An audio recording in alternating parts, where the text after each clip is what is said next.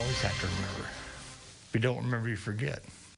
He's talking about the importance of remembering what happened 80 years ago today.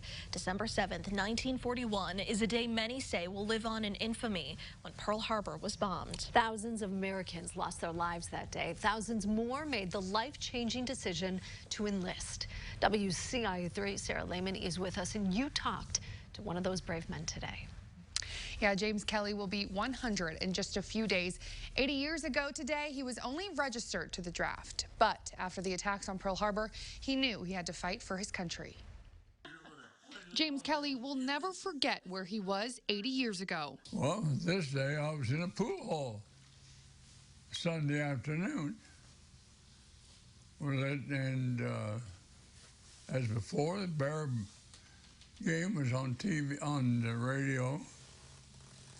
Then they interrupted the broadcast with Pearl Harbor announcement.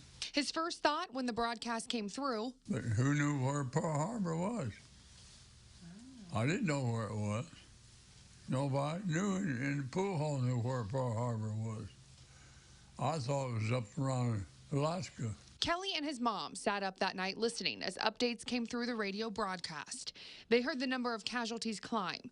Kelly says the next step for him was obvious. After that, everybody my age, we'd already had rested for the draft, and then we all almost went and volunteered. Everybody did. Everybody tried to get in. But it didn't happen right away for him. He was working at the railroad, and they classified him 2A, meaning he was necessary in his civilian job.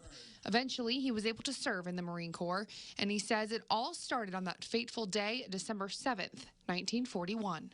Well, I just think it was my duty, my obligation.